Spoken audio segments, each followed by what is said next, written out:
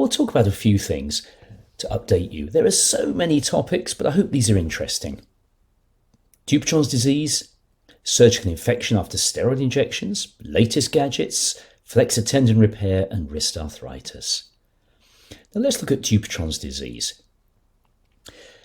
Some of these principles are applied to orthopaedics in general, and so I hope you'll find this is a really useful way of just catching up on many different principles. Now, Dupuytren's disease is heterogeneous, which means there's lots of different types of diseases, which means there's lots of different types of treatment, which means in a way that we have to look at the science that we learn in our training, in our journals, our books, but apply that like an artist onto the patient in front of us. Some nodules, these tree stumps if you like, are best left well alone. Some cords, logs if you like, are more suitable to surgery, particularly those people with a diathesis or big dense cords. Others are more suitable, like twigs, for needle fasciotomy. Now these are all Honda bikes. When we see a patient with Dupuytren's, in a way we choose the right bike for the right terrain, the right tool for that particular patient in front of us. This looks complicated, but it's not. And when you look at anything in surgery, anything in life for that matter, risk is not just risk. It's that risk is the chance of something happening, but also the consequence if it does happen. So, for example, if you look at Dupuytren's, something that's extremely rare but a disaster, say amputation, is in fact only medium risk. Because although it's a disaster, it happens so infrequently. Whereas something that's really quite common but severe, let's say recurrence, is actually high risk. Because it's not good if it happens, it's much more difficult treatment, and it happens quite frequently. So remember, anything in medicine, anything in life, if it's a risk, is the chance of it happening, but also the consequence if it were to happen.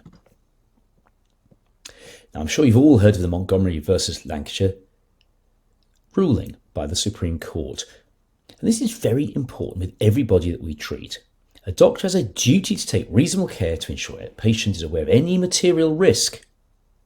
And the test of materiality is whether the reasonable patient thinks this is important. It doesn't matter what we think, it's what the patients think. Let's look at return to work. Now, if you just offer somebody surgery and it takes 6 to 8 weeks to recover, but in fact that patient could have had a simple needle fasciotomy and be back to work 2 days later, well, you are liable for that patient's lost wages if you didn't give them the option to fully understand that there might have been a much, much quicker treatment that would get them back to work. So we must always look at the patient's perspective and what the patient would reasonably expect to know before they come to a decision. It's not for us to decide for them. Another thing with Dupuytren's is this. We're not really using enough needles. Needles means less surgery, less complications, lower cost. And this led to this paper which came out, it's online now if you want to read it, but using more needles across the world.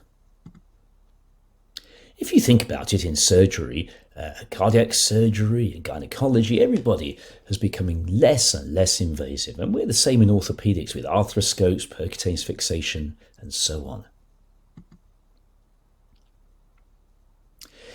Now, another thing we need to remember as orthopaedic surgeons is that we have custodianship of limited healthcare resources. Every operation we do is spending money that could be spent on something more painful, more disabling, more sinister. And every operation we do carries a risk of a costly complication. And if there are two options, then we really ought to be giving proper consideration to the cheapest, the safest and the quickest recovery. We really shouldn't be spending healthcare money on some little painless bent finger with Dupuytren's when we've got people on our waiting list with painful conditions, desperate for, say, a hip replacement or a joint replacement in the hand. We did have the needles. Zeopex was very popular, but it's unfortunately been withdrawn. Now, another thing for orthopaedics is that every surgeon has their own Venn diagram. A Venn diagram is when things overlap. So say in Dupuytren's you've got needle fasciotomy, dermofasciectomy, and limited fasciectomy. And every surgeon has their own preferred proportion of how they use these treatments. So on the left here is the Venn diagram for a surgeon who prefers limited fasciectomy and is very cautious about needles, very cautious about skin grafting. On the right happens to be my Venn diagram. I try and do as many needles as I can because it's cheap and it's safe and it's quick and it's effective, but it does come back. And I do quite a lot of skin grafting as well because when you get used to it, it's just as easy as limited fasciectomy, but it's much less likely to come back. So why do an operation if there's a chance of it coming back? If you're going to do big surgery, let's do it properly. So we all have our own Venn diagrams, and it's important that we learn and we understand what we're good at. So when we discuss with the patient, according to Montgomery, what they might want, we do have to match it with our skill set. Now, another aspect is outcome measures. Outcome measures can be objective, which is what we say, for example, the angle of Dupuytren's, or subjective, which is much more relevant, patient-related outcome measures. And there's without doubt been a paradigm shift towards PROMs, patient-related outcome measures. It's kind of pretty obsolete now to judge what we do by what we think. So PROMs in Dupuytren's, it could be generic, like EQ5D, pretty useless for us. Why? Well, how do you feel this morning? It doesn't really, a bent finger doesn't make you feel too bad. It's not sensitive enough. There are upper limb specific scores like DASH and Quick Dash. These are okay, but they have fields like tingling or pain. Well, Dupuytren's doesn't tingle, not painful, doesn't stop you sleeping. These aren't sensitive to change. There are hand-specific scores like the Michigan or the PEM. Well, they're not bad, but they still don't really pick up things precisely for Dupuytren's.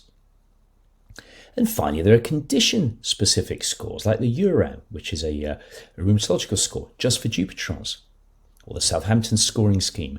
And these schemes, when you measure them, are much more sensitive to change because they only measure this one condition. And across orthopedics, there are examples of scores we now use which are just for one particular condition, one particular joint. There is another quick update.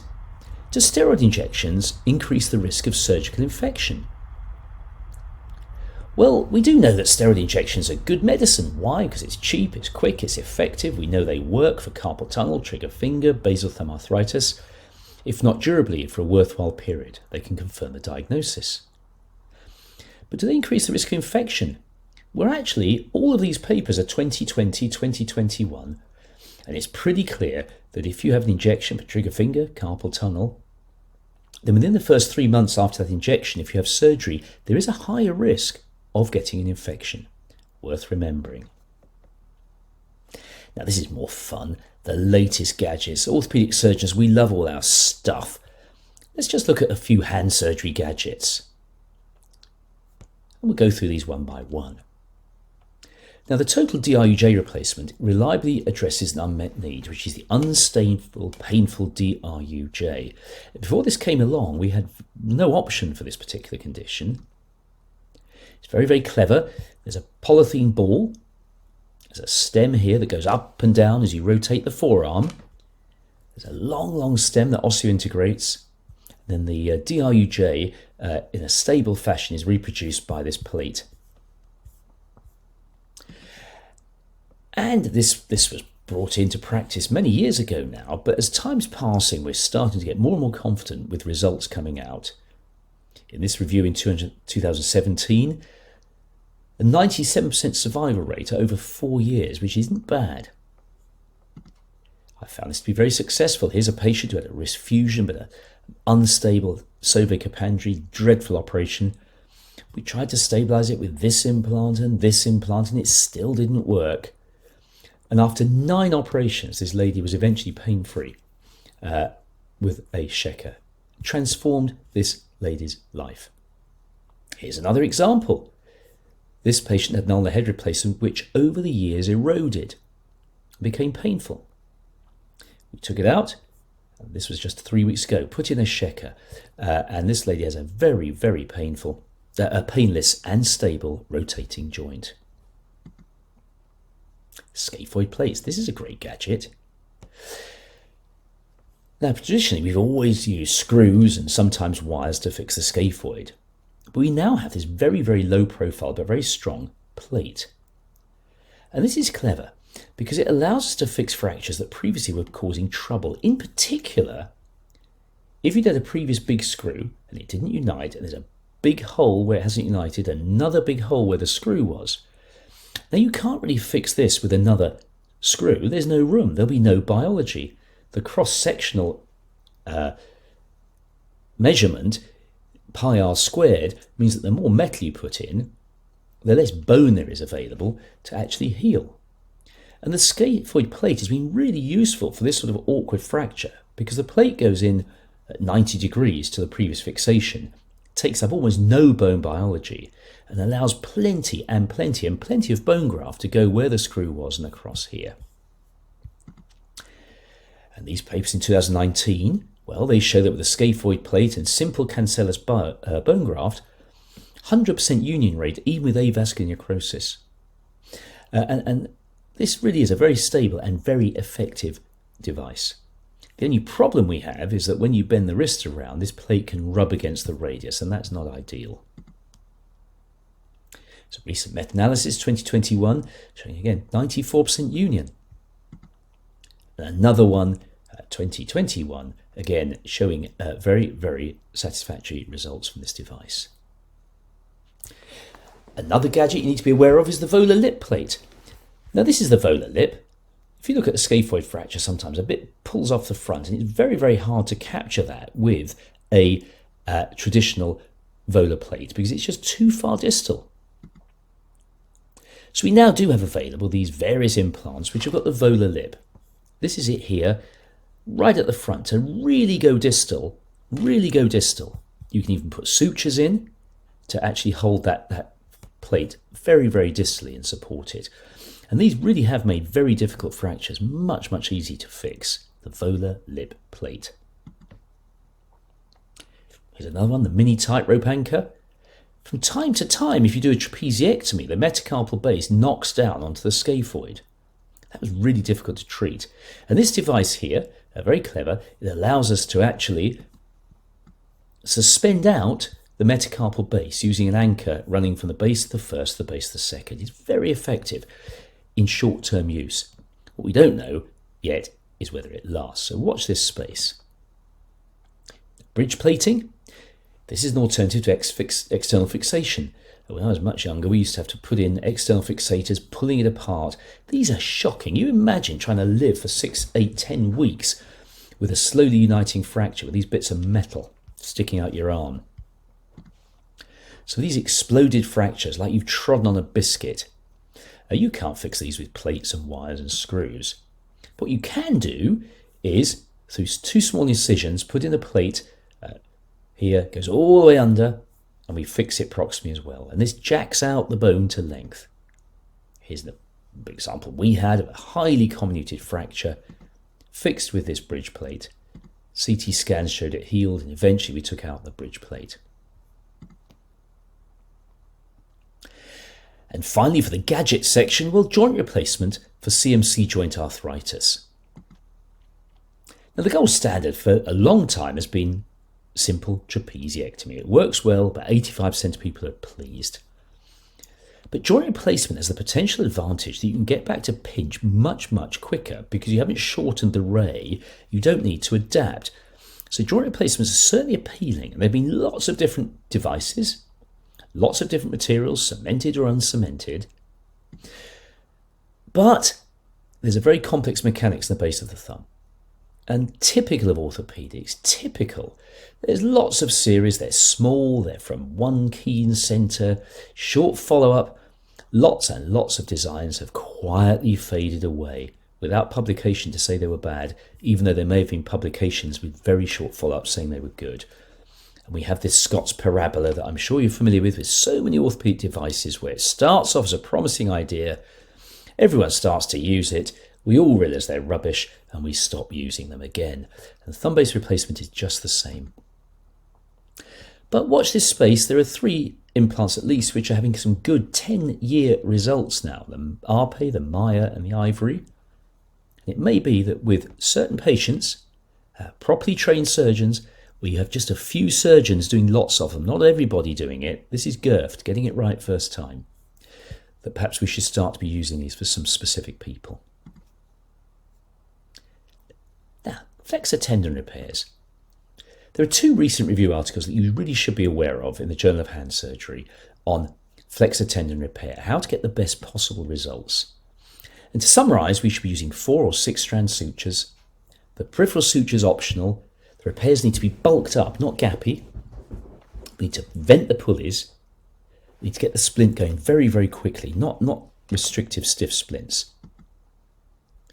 So we should use multi-strands, preferably 6 strand, but if not 4, using a smooth suture like Prolene. So when you do these fancy knots here, you can pull it up together and get the ends together. Because what you want is a bunched up repair.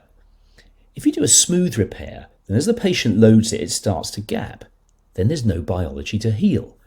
What you do is a bunched up repair. And if you do that, as the patient gets moving actively, it slightly flattens, but there's no gap. Now, I was always taught that you must never release the A4 pulley, never release the A2 pulley. Now, this is just not true. Actually, if you release the A2 or the A4 in order to get the tendons sliding in the pulleys, you won't bowstring. And anyway, there's no point doing a repair of a tendon if it can't move because it's jammed inside a pulley. And finally, wrist arthritis. We'll talk about neurectomy, preserving cartilage, and wrist replacements or fusions. Now, neurectomy, you ought to remember this. It's been known for a long, long time that nerves crossing a joint innervate that joint. And Wilhelm, nearly 80 years ago, described denervating the wrist with various incisions. There's a busy slide, it's meant to be, but basically there are systematic reviews from 2020, 3 of them, actually showing that neurectomy gives good results, simply cutting the nerves to the wrist. Longer term outcomes, there are papers again, 2021, it does seem to work, but it probably does start to wear off for many people. And interestingly, it does not affect proprioception. So although you're cutting the nerves to the wrist, you still seem to know where the wrist is in space, which is odd. Preserving the cartilage. Well, look, surely it's better to use your own cartilage and subchondral bone than a bit of plastic and a bit of metal. It must be. And the thing in wrist surgery is if we can find, with an arthroscopy or an X-ray or a CT arthrogram or a high-quality MR, that there's still cartilage theft, then by and large we can do some sort of operation, a four-corner fusion or a radial lunate fusion or a radius scapha lunate fusion, proximal row carpectomy, where we keep as much cartilage as we can and only fuse out the bits that we don't need. That saves you having to have some wrist replacement or something. And a four-corner fusion, proximal row carpectomy, they got equivalent results to each other, and it's best to go for a PRC if you can, if the mid-carpal is preserved. Why? Well, because they've got good outcomes, but it's a safer operation. What about wrist replacement or wrist fusion? Horses for courses. How do you choose which one? Well, here's a systematic review from 2018. And really the pain and function and grip improvements are the same whether you replace or fuse. Wrist fusion is cheaper, it's going to last longer, and it is a bit more predictable. About 20% of wrist replacements with modern designs seem to fail pretty soon. And this review article that we did quite a while ago now, but if you can't use the patient's own cartilage, then you can for a wrist replacement for low demand people and a wrist fusion for high demand people. Now, we always thought wrist fusion was simple, fire and forget, the pain's gone, strong wrist back to work. Well, is that true? Well, sort of. Grip's not bad, pain's better, but 2/3 of people still have pain, and not everybody's very satisfied, and almost everyone wishes they'd have their movement back, going back to this partial wrist fusion and even thinking about wrist replacement. But wrist replacement's not really that straightforward. Huge complication rate. This is a very honest paper here. 59% complication within 2.5 years. This review, a while ago now, showing all these papers with short follow-up. Now those ones you're looking at there, 4 of the 5 have been withdrawn. With short follow-up, you can't put in a hip or a knee now with short follow-up, small series. At the moment with wrists, we've got no NJR, no beyond compliance. We need to be doing better. There's a new kid on the block, the Motec. Here, it's very easy to do. And the results are pretty encouraging. We'll just have to see how